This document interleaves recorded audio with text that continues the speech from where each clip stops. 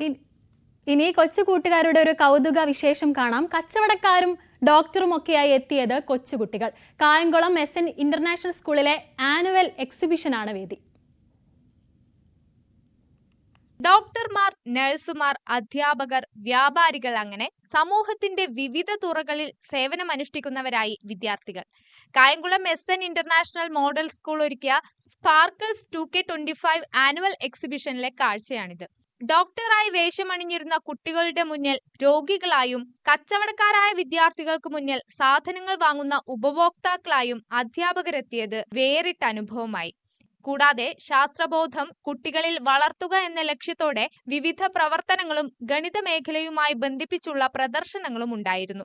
ഗണിതം, ശാസ്ത്രം, ഭാഷകൾ, സാമൂഹ്യശാസ്ത്രം, കായികം എന്നിവയിലെ വിദ്യാർത്ഥികളുടെ കഴിവുകൾ വളർത്തിയെടുക്കുന്നതിനും പ്രോത്സാഹിപ്പിക്കുന്നതിനുമായാണ് എക്സിബിഷൻ സംഘടിപ്പിച്ചത്.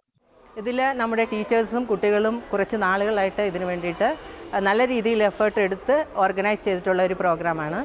കുട്ടികൾക്ക് പ്രധാനമായിട്ടും അവർക്ക് ഒരു സയൻറ്റിഫിക് ആറ്റിറ്റ്യൂഡ് ഡെവലപ്പ് ചെയ്യാനും ഭാഷയിലും അതുപോലെ തന്നെ മറ്റു വിഷയങ്ങളിലും കൂടുതൽ കാര്യങ്ങൾ ഒരു ഇൻഡെപ്ത് നോളേജ് ചെയ്യാനും അതിനോടൊപ്പം തന്നെ ഇപ്പോൾ NEP സജസ്റ്റ് ചെയ്തിട്ടുള്ള എക്സ്പീരിയൻഷ്യൽ ലേണിംഗ് എന്നുള്ളൊരു കോൺസെപ്റ്റ് കുട്ടികളിലോട്ട് കൊണ്ടുവരാൻ ഈ ഒരു എക്സിബിഷനിലൂടെ ഞങ്ങൾക്ക് കഴിഞ്ഞിട്ടുണ്ട്.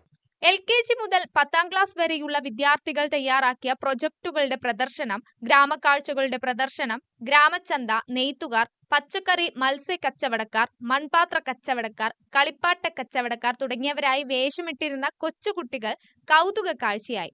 MT വാസുദേവൻ നായർ, P ജയചന്ദ്രൻ എന്നിവരെ അനുസ്മരിച്ച് അവരുടെ കൃതികൾ, സിനിമ, ഗാനങ്ങൾ എന്നിവ കൈകോർത്തിണക്കി മലയാള വിഭാഗം അവതരിപ്പിച്ച എക്സിബിഷനും ശ്രദ്ധേയമായി. News 18 കായംകുളം.